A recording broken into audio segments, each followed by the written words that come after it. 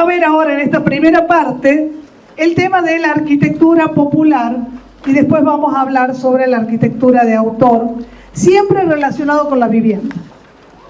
No porque sea el único planteo que se hace, sino porque estamos enfocados en el tema de la vivienda, como ustedes han visto, en los trabajos prácticos, y vamos a enfocarnos en la vivienda también en el dictado de la materia. ¿Qué característica tiene la arquitectura popular respecto de la arquitectura de autor? La arquitectura popular tiene una estrecha relación con la cultura con la cultura y los grupos sociales muy cohesionados.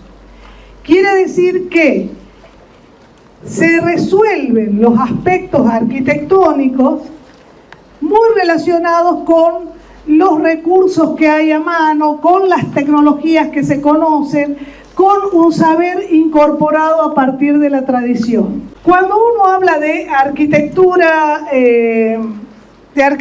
popular, después vamos a hacer la diferencia entre arquitectura popular y arquitectura vernácula.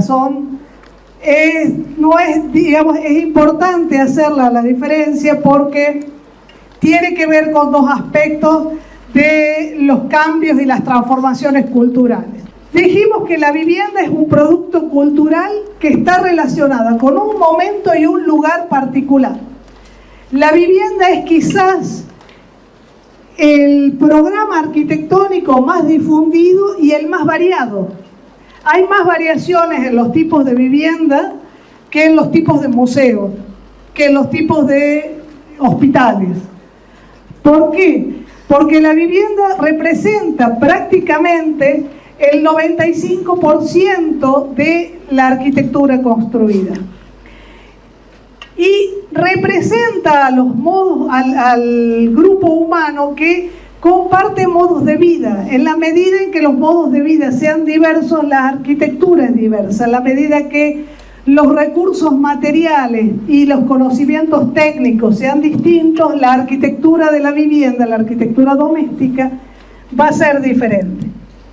Entonces, fíjense, vamos a encontrar conjuntos de vivienda tan distintos como estos en los pueblos taos o estos otros en las casas chilotas. Ustedes tienen también como ejemplo las casas chilotas. Y lo que tenemos que tener claro es que no podemos pretender modelos de validez universal. Hay muchísimos tipos de vivienda. No se puede responder de una sola manera a la vivienda porque sería pensar que el hombre tiene un solo tipo de cultura, y no es así. Después verán el movimiento moderno y verán que hubo intentos de hacer modelos universales, que algunas cosas han quedado. Fíjense la diferencia entre estos conjuntos. Esto que veíamos antes son los palafitos de las casas chilotas en el sur de Chile. Esto es un pueblo blanco en España. Ahora, esto tiene esa unidad de conjunto porque está hecho sin que se busque particularmente la originalidad, sino que lo que se está es construyendo en función de una tradición, de una serie de valores que están incorporados culturalmente. ¿Qué diferencia hay con la arquitectura vernácula y la arquitectura popular? La arquitectura vernácula es una arquitectura que se construye en un cierto grado de aislamiento cultural. ¿Qué es lo que se acuerdan que hablábamos de la cultura y hablábamos de las transformaciones en la cultura y hablábamos de la endoculturación, de la transculturación, de la aculturación? ¿Sí? Eso ustedes lo vieron ayer en el práctico.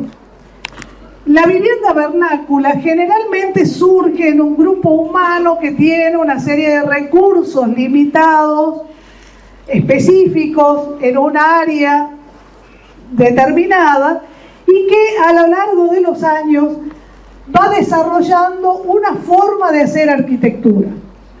Esa forma de hacer arquitectura los identifica y hace, digamos, que se reconozca el tipo de casa de tal aldea o el tipo de casa de tal región, diferente a la de otra región u otra aldea u otro grupo étnico.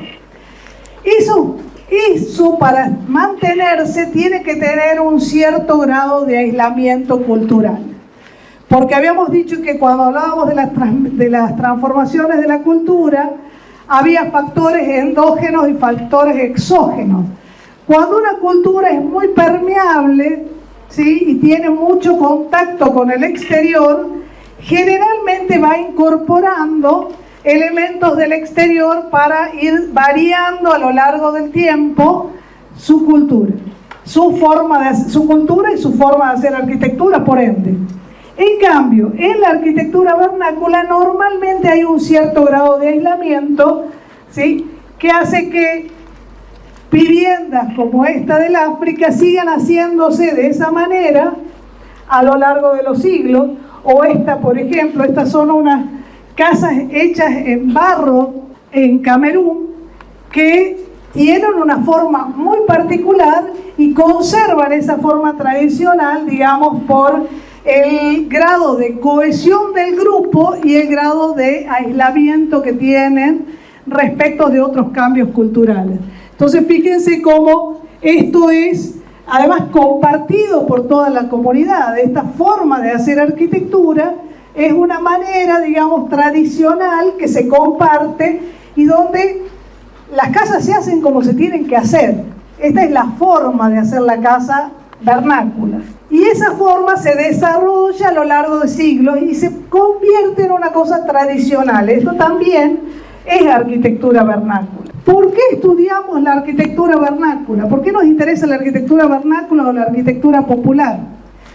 Porque pese a que nosotros, digamos, vamos a tener una formación específica en arquitectura, ustedes van a venir acá y van a estudiar arquitectura y van a estudiar científicamente, van a estudiar digamos, con método, con disciplina, con bibliografía. Hay muchas enseñanzas que la arquitectura vernácula y la arquitectura popular nos pueden dejar, digamos, porque es la creación de otros seres humanos que han venido pensando cómo resolver el problema del hábitat a lo largo de siglos. Entonces, estas casas palafito, que se parecen a las chilotas, pero no son las chilotas, porque fíjense que estas tienen un techo de paja, con lo cual estamos hablando seguramente de un tipo de clima diferente al clima de las chilotas. Este tipo de vivienda, ¿por qué será así? ¿Por qué las casas están sobreelevadas? Porque en general hay ríos, hay napas de agua, hay corrientes. Tienen la manera de sobrelevar, es una forma de usar el terreno.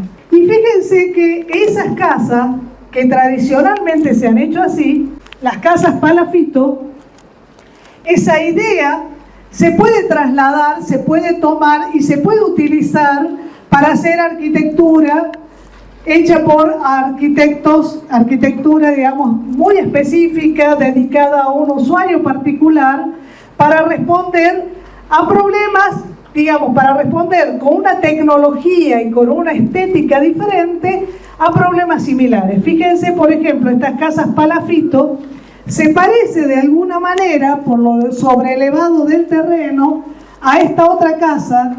Esta es una casa icónica del siglo XX, que es la casa Farnsworth. ¿De qué época creen que puede ser esta casa? Cerca del siglo XXI, 1990, 1980, 70, 80, en 1954. O sea, esta casa en realidad tiene en estos momentos 75 años. Parece nueva, ¿no? Es fantástica, es una casa preciosa, hecha por el arquitecto Mies van der Rohe, y parece nueva, parece hecha hace 5 años, sin problema, tiene 75 años. ¿Y por qué la hizo Mies van der Rohe así? ¿Por qué tomó de la arquitectura popular la idea de hacerla palafito? Porque en realidad el terreno en el cual está asentado es un terreno que de vez en cuando se inunda. Y entonces la idea de sobrelevarla la toma del conocimiento de la arquitectura popular. pero la realiza con materiales que no usa la arquitectura popular, sino con hierro, con acero, digamos, y con vidrio, que la transforma, la reinterpreta, ¿sí? Pero la idea es una idea tomada de la arquitectura popular, ¿sí? Del conocimiento de la arquitectura popular. Entonces, ¿qué elementos tiene la arquitectura popular que nos permita reflexionar sobre la vivienda en general? ¿Cuáles son las cualidades de la casa, de la vivienda popular? Por un lado, el enraizamiento en la tierra y en el pueblo. O sea, es una arquitectura que tiene un sentido de pertenencia importante. Entonces no es una arquitectura donde cada uno hace lo que se le da la gana y lo hace muy distinto al de al lado, sino que trata de mantener el conjunto. Por otro lado, hay una adaptación al medio en cuanto a los recursos disponibles, al asoleamiento, a las vistas. Por otro lado, hay una ligazón con la tradición, o sea, hay una manera de hacer que tiene que ver con un saber popular. Hay un predominio del sentido utilitario, en el sentido de que no se van a hacer cosas, como diríamos, al vicio, ¿sí? Porque es una arquitectura donde los recursos son escasos, entonces lo que se construye para que sirva, básicamente. Hay una idea de la economía, pero no una economía en términos, ya lo vamos a ver, no en términos de rentabilidad, sino en términos de hacer que la arquitectura responda de la mejor manera a toda la inversión que yo hago. En general, lo constructivo es sencillo, o por lo menos no es complicado, de nuevo, al vicio. Es, digamos, tradicionalmente sencillo. Se prioriza la idea del conjunto con respecto de la idea de la individualidad, y no se lo piensa como un bien de consumo, sino como un bien de uso. Veamos, enraizamiento en la tierra y en el pueblo, dice acá. Siempre la respuesta es una respuesta que tiene que ver con los usos y costumbres del lugar. Estas son unas viviendas en Japón. Son unas viviendas en el norte de Japón, en una aldea. Ahora son patrimonio de la humanidad, les comento este conjunto. Son una aldea que se dedica a la cría de gusanos de seda. Para criar gusanos de seda, utilizan, ¿ven el triángulo grande del techo? ¿Sí? Esa especie de espacio grande que hay en el techo. Bueno, ese es el lugar donde se crían los gusanos de seda. Y en ese lugar se almacena digamos, la producción de la seda. Y eso está pensado, resuelto tradicionalmente desde hace muchos siglos, y todo el conjunto responde a la misma idea. ¿Por qué? Porque todos se dedican a hacer lo mismo en ese lugar. Adaptación al medio. Hay mucha influencia en la arquitectura popular de todo lo que tenga que ver con la geología del terreno y lo que tenga que ver con el clima. ¿Por qué? Porque se trata de que la arquitectura responda de la forma más eficiente posible al clima, y por lo tanto se utiliza en general los recursos que están cerca, y que, como se ha probado durante mucho tiempo distintas soluciones, se ha llegado a algunas soluciones en particular. Esas son las que se reproducen en todos los casos. Entonces, por ejemplo, encontramos que en lugares muy áridos y secos se usa mucho la tierra cruda. Fíjense esto que está acá, que son conocidos como los rascacielos de adobe. Son unas torres de muchos pisos en Yemen, en la península arábiga. Fíjense, esta es la capital de Yemen, en la ciudad de Sana, donde todo está hecho con adobe y con arquitectura de tierra, ¿sí? Con elementos tradicionales como las persianas, como los enrejados para dejar pasar el aire. Bueno, esto también, aunque no sea en una aldea, es arquitectura popular. Adaptación al medio. ¿Por qué hay una adaptación al medio? Porque normalmente la arquitectura popular no pretende transformar el medio, sino, porque normalmente no tiene recursos para hacerlo, no transforma el medio, sino que se adapta. Entonces, por ejemplo, en este pueblo español, muy caluroso, se pinta todo de blanco para que refleje el calor y entonces sea una arquitectura más fresca. Ligazón con las tradiciones. Digamos, esta arquitectura tiene que ver con, se construye normalmente con los albañiles, con los mismos usuarios, muchas veces construyen su casa, o sea, hay una tendencia a la autoconstrucción y por lo tanto la tecnología que manejan es una tecnología conocida. Entonces van a construir, por ejemplo, en el sur de Chile, esto es Chiloé también, en el sur de Chile se va a construir con madera porque es el recurso disponible y como es el recurso disponible hay gente que sabe construir con madera porque conoce el oficio, son carpinteros, saben cortar la madera, saben asuelarla, saben ensamblarla y entonces se construye con la técnica más conocida y con el material, digamos, disponible. Predominio del sentido utilitario. ¿Qué quiere decir? Hay un predominio del sentido común. Si yo me voy a hacer una casa, voy a tratar de que la casa sea lo mejor posible para que dure lo más posible. Voy a tratar de que la casa esté lo mejor construida posible y entonces a lo que se le va a dar prioridad es fundamentalmente a que responda, digamos, de la mejor manera al programa de la vivienda. Por ejemplo, en este caso, el rancho santiagueño es un rancho donde se utiliza un tipo de construcción de quincha y lo que es el techo, un techo de paja con torta de barro arriba, porque eso es lo que está demostrado a través de los siglos que funciona muy bien con el clima de Santiago. La torta de barro lo que hace es retrasar, da un gran espesor al techo y entonces retrasa el paso del calor. Entonces, ¿qué pasa? Durante el día, que hace mucho calor, eso protege, se va calentando lentamente, cuando llega la noche y se hace frío afuera, el calor lo transmite hacia adentro y se enfría y al día siguiente vuelve a hacerse el mismo ciclo. Eso gracias a que el techo tiene un gran espesor, ¿sí? Y eso es justamente por el sentido utilitario del techo y por, digamos, la tradición constructiva, etc.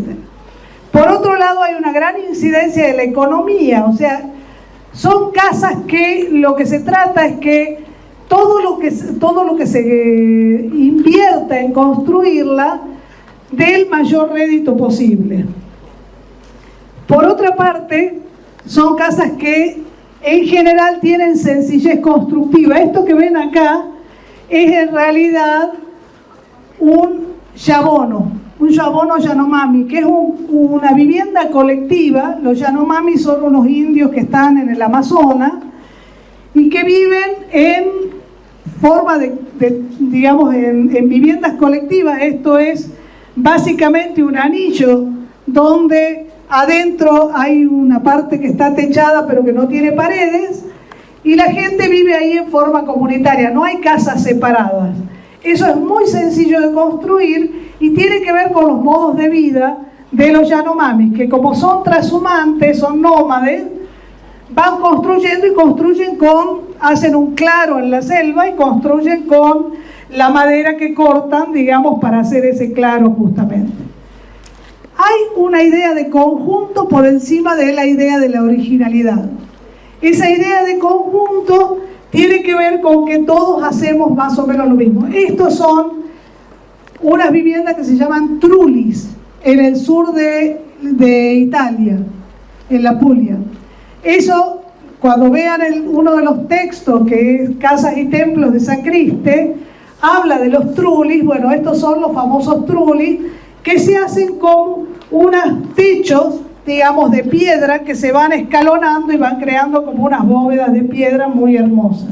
La arquitectura popular no es una arquitectura para vender, es una arquitectura de autoconstrucción, entonces cada uno la hace para sí mismo, no para tener una rentabilidad.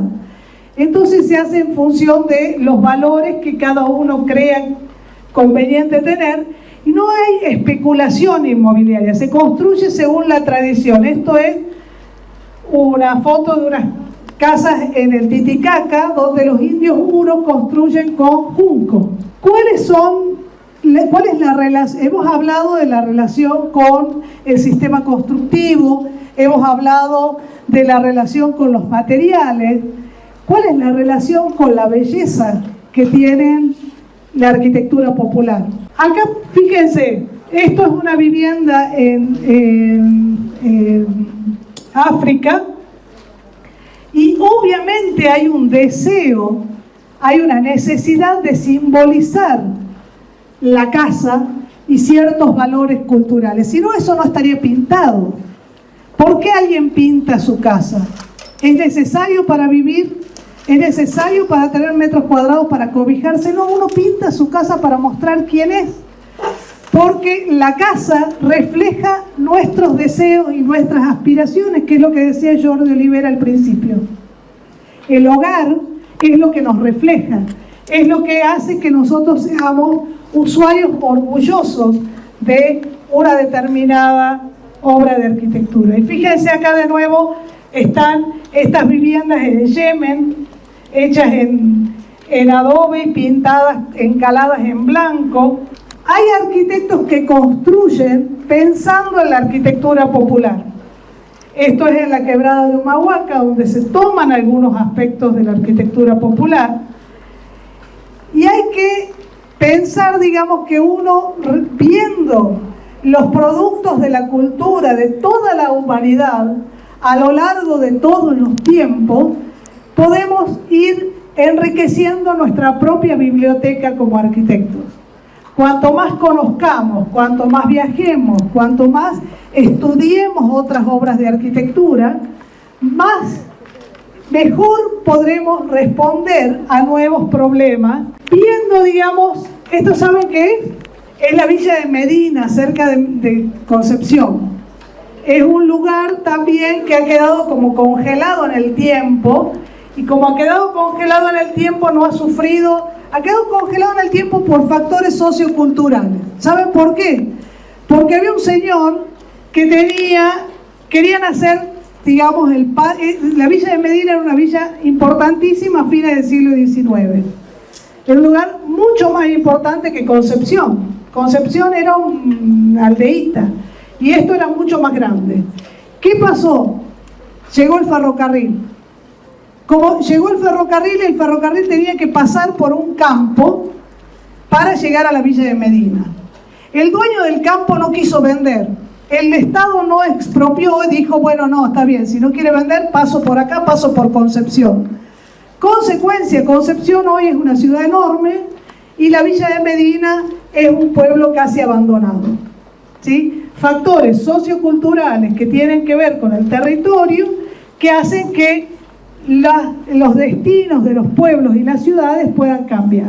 ¿Qué es lo que podemos encontrar en la arquitectura popular? Podemos encontrar todo aquello que después nos hace a nuestra identidad cultural. Podemos encontrar los factores que tienen que ver con la memoria, con los otros tiempos históricos. Tienen que ver con justamente la historia del país también. Todo lo que podemos ver en estos conjuntos donde lo que predomina es lo popular, es de alguna manera como otras generaciones han ido respondiendo a la arquitectura, al medio, a las necesidades, y han ido haciendo arquitectura, ¿sí? Pensando sobre todo en optimizar los recursos, en optimizar las técnicas, en usar los saberes ancestrales y en responder de manera, digamos, inteligente a los requerimientos, a las necesidades de cobijo respecto del del medio y del lugar en el que estamos ubicados.